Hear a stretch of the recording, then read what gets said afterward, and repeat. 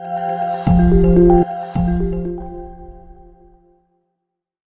ini diceritakan pula oleh Sayyidina Abdullah ibnu Umar.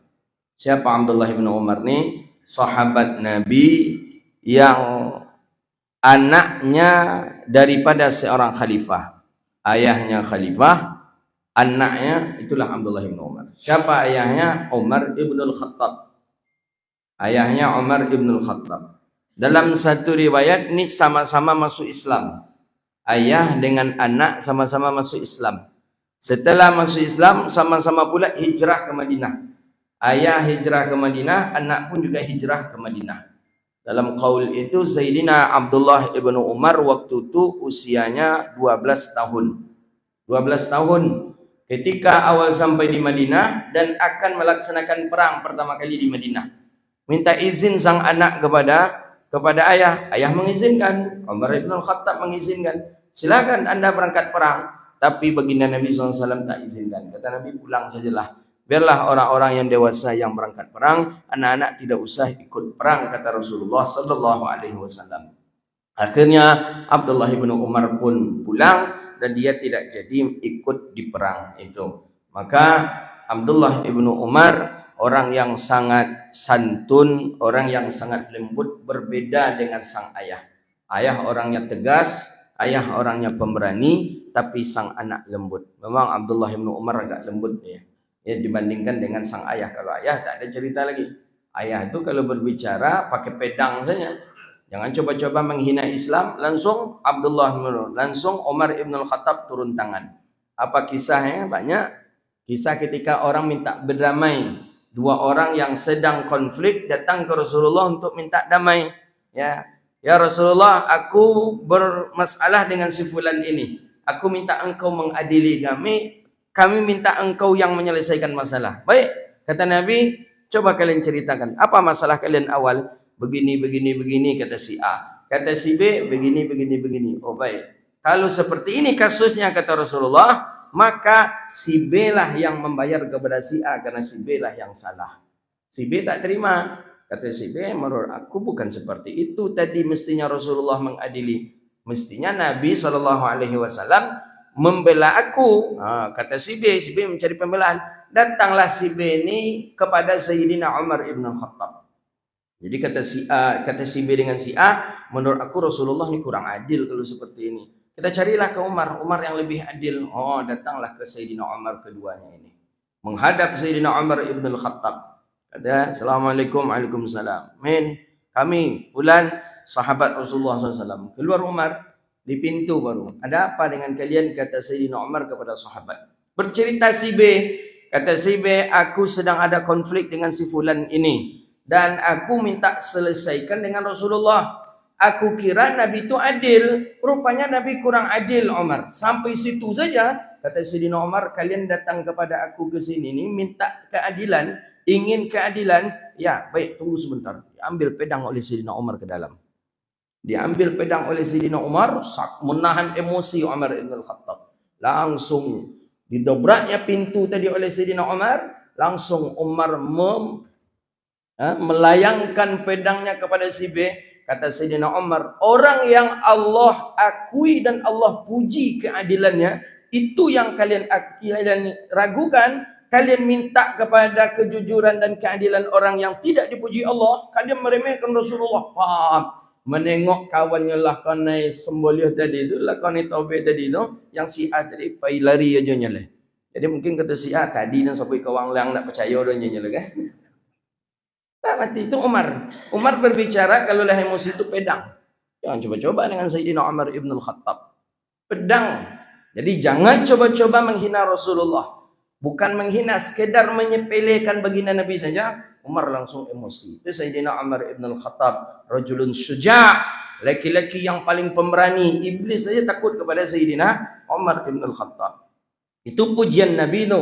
Asja'ur rijal, laki-laki yang paling pemberani, kata Rasulullah, huwal Umar. Itulah Umar ibn al-Khattab. Karena Abu Salam itu lurus gitu. Itu di situ tuh makam Nabi. Lurus sebelah kiri makam Rasulullah. Itu pintu namanya pintu Babus Salam. Keluar kita di pintu Jibril. Itu disunahkan masuk masjid Nabi seperti itu. Ya, kalau laki-laki bisa masuk pintu babus salam, perempuan tak bisa masuk pintu babus salam. Jadi ketika kita masuk pintu babus salam, jadi Nabi itu rumah Nabi. Pintu babus salam itu di sini karena rumah Nabi sebelah kiri dari mihrab. Ini mihrab, di sana rumah Rasulullah. Rumah Nabi, kuburan Nabi sekarang itu rumah Rasulullah. Subuh Nabi keluar dari rumah, berjalan ke arah depan mihrab. Dari sana ada gang. Nampak Nabi, hadis dalam Sahih Bukhari. Iblis keluar dari gang itu. Laju, terbirit-birit, bahkan terkentut-kentut, katanya. Tengok ya hadis itu. Jadi setan pun tak kantutnya, Pak. Cuman tak berbunyi, tak berbaun, tak tidak, tak tentu gitu. Pokoknya riwayat hadis terkentut-kentut katanya. Saking takutnya iblis. Nabi heran. Ya Nabi bisa, para Nabi bisa melihat iblis. Tengok kenapa kok iblis ketakutan seperti itu, kata Rasulullah. Itu subuh itu. Ditengok, ditunggu oleh Nabi, berdiri Nabi. Jalanlah santai keluar dari gang itu, santai, pelan keluar dari gang itu. Sayyidina Umar ibn Khattab. Umar tak nampak iblis lari itu, tak nampak.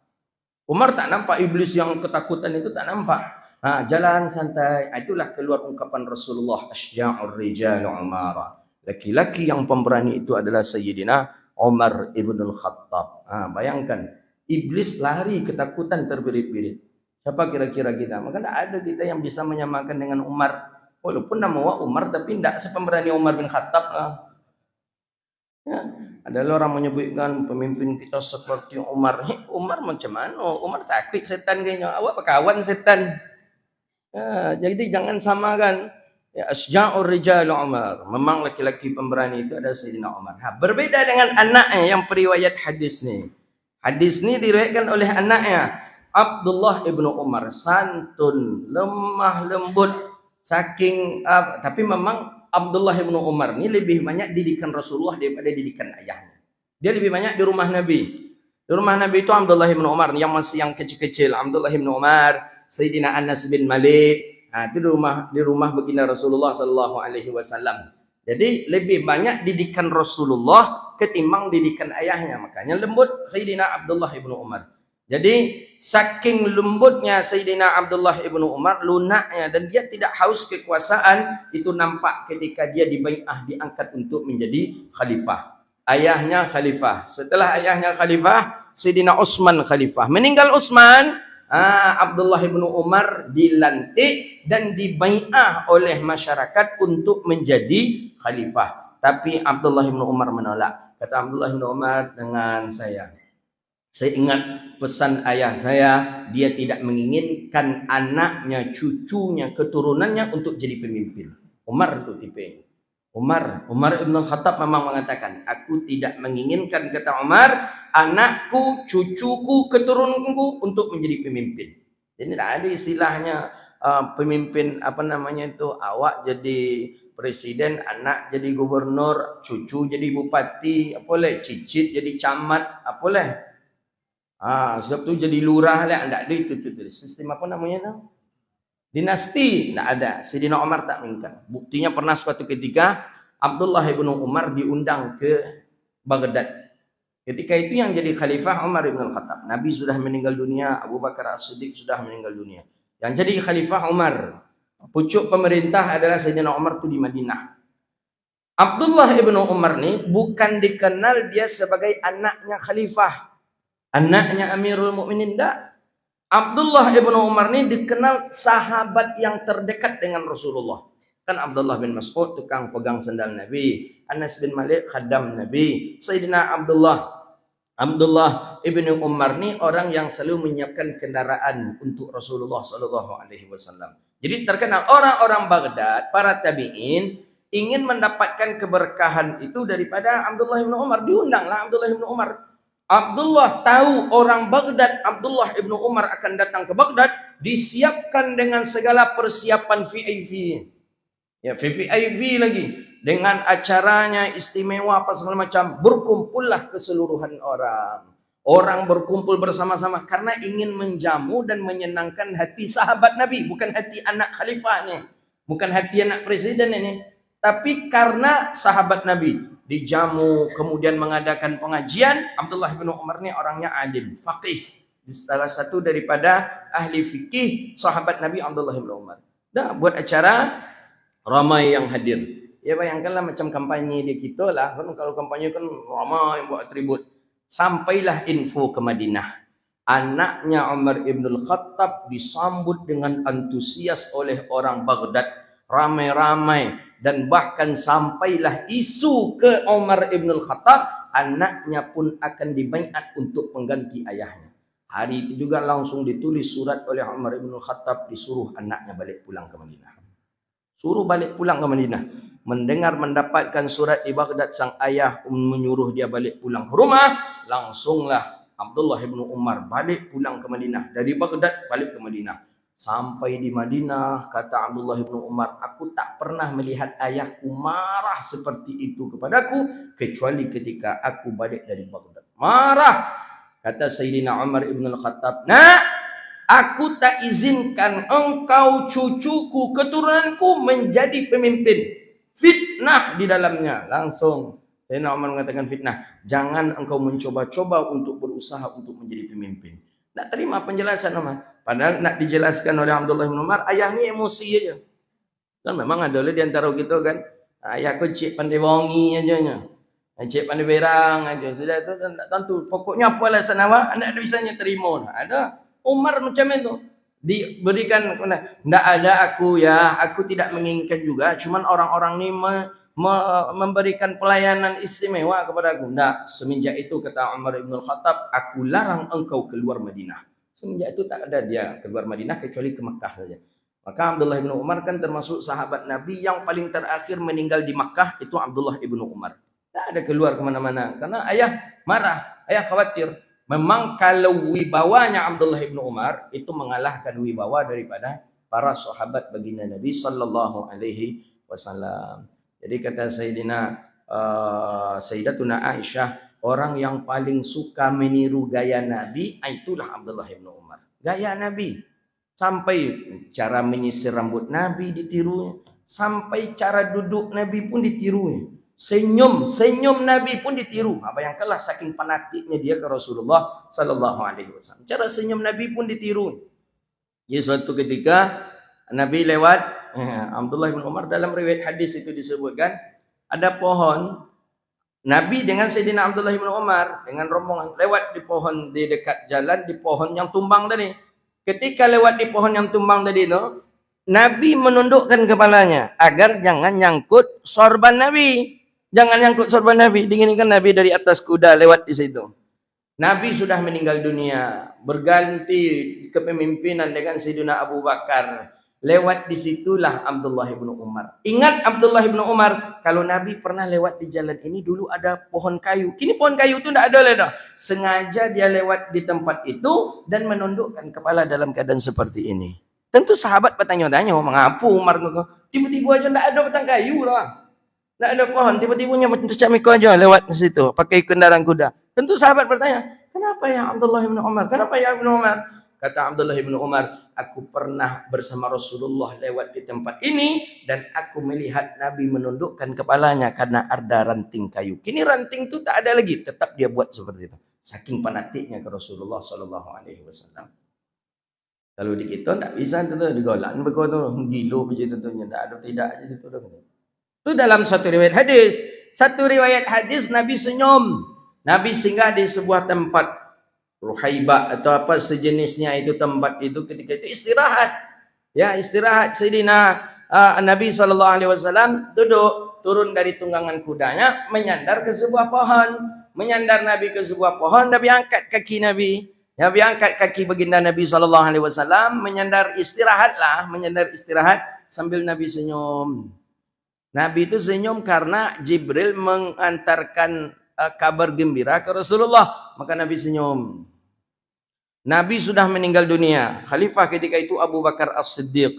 Lewatlah Abdullah bin Umar di tempat itu, di pohon itu. Sengaja dia turun dari tempat itu, dibuat cara Rasulullah. Dia angkat kakinya sebelah, dia peluk, kemudian dia senyum. Saking fanatiknya ke Rasulullah sallallahu alaihi wasallam. Kalau kita tak bisa buat macam tu kau ni mungkin senyum seorang aja katanya, karena orang tak faham. Itu Abdullah bin Umar. Jadi kata Sayyidah Aisyah, ma asbahas salati Rasulillah, orang yang paling menyerupai salatnya dengan salatnya Rasulullah, itulah dia Abdullah ibnu Umar. Mulai dari sedekatnya, takbiratul ihramnya, mulai meletakkan tangannya sampai ke cara sujudnya itu seperti Rasulullah sallallahu alaihi wasallam. Jadi kata para sahabat, kalau kami rindu ingin melihat pergerakan baginda Nabi salat, maka kami melihat Abdullah ibnu Umar. Begitu para sahabat Nabi sallallahu alaihi wasallam. Radhiyallahu taala an. Sanad kita riwayat daripada Sayyidina Abdullah. Beliau ini panjang usianya. 60 tahun beliau masih hidup setelah Nabi meninggal dunia. Jadi Nabi wafat, Abdullah ibnu Umar diperkirakan usia beliau 20 tahun, 23 tahun begitulah lebih kurang. Kemudian beliau meninggal dunia di Makkah. Usia beliau itu 80 tahun. 80 tahun usia beliau. Jadi beliau ini panjang masanya. Maka banyak tabi'in yang mengaji kepada beliau. Di antara tabi'in yang mengaji kepada beliau itu anak beliau sendiri yang bernama Salim. Jadi kalau jalur sanad kita dari jalur mazhab Syafi'i, Imam Syafi'i meriwayatkan kepada Imam Malik Ibn Anas, Imam Malik ke Imam Nafi', Imam Nafi' ni ke Salim dalam satu qaul. Ada yang mengatakan Imam Nafi' langsung ke Abdullah ibnu Umar, Abdullah ibnu Umar langsung ke Rasulullah. Jadi kalau jalur mazhab Syafi'i kita melalui 4 sampai ke Rasulullah. Imam Syafi'i, Sayyidina Anas bin Malik, Imam Malik bin Anas, Imam Syafi'i berguru ke Imam Malik. Imam Malik berguru ke Imam Nafi'. Imam Nafi' berguru kepada Abdullah ibnu Umar. Abdullah ibnu Umar berguru ke Rasulullah sallallahu alaihi wasallam. Itu silsilah sanad kita dalam mazhab Syafi'i. Maka kalau ada orang bilang, anda usah pakai mazhab langsung aja ke Rasulullah. Nah, ini kena nih di sini nih. Karena Nabi pun sahabat, mohon maaf, para a'immah yang 4 ini pun punya jalur sanad sampai ke Rasulullah sallallahu alaihi wasallam. Jadi kalau Bapak Ibu meriwayatkan hadis ini dengan saya, berarti Bapak Ibu di jalur yang tadi itu. Saya punya guru Syekhna Ali Jum'ah. Syekhna Ali Jum'ah punya guru Syekh Abdullah Siddiq Al-Ghumari. Syekh Abdullah Siddiq Al-Ghumari punya guru namanya Syekh Ibrahim At-Tilawi. Syekh Ibrahim Tilawi punya guru namanya Syekh Burhanuddin Al-Bajuri Kafrawi. Syekh Kafrawi punya guru Syekh Burhanuddin Ibrahim Bajuri. Terus sanadnya sampai ke Imam Syafi'i. Imam Syafi'i punya guru namanya Imam Malik. Imam Malik punya guru namanya Imam Nafi'. Imam Nafi' punya guru namanya Imam Abdullah ibnu Umar. Abdullah ibnu Umar punya guru Rasulullah sallallahu alaihi wasallam. Itulah diakui hadis itu. Maka mengaji hadis mesti dengan sanad.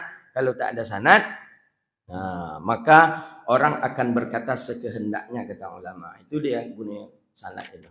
Jadi kalau kata guru-guru awak, orang yang pakai sanad mengajinya surahnya surah pusako katanya. Tahu surah pusako? Macam mananya mengambil pemahaman itu dulu dari gurunya, seperti itu pula dia berikan. Tapi kalau orang tak pakai sanad, ya kelamaan punya inyo aja. Itulah istilahnya kata orang cupinang dalam kombuik. Apun terkadang itu disobui, itu tanda tak sanad. Tapi kalau dia punya sanad, insya Allah terjaga kemurnian syariat ini.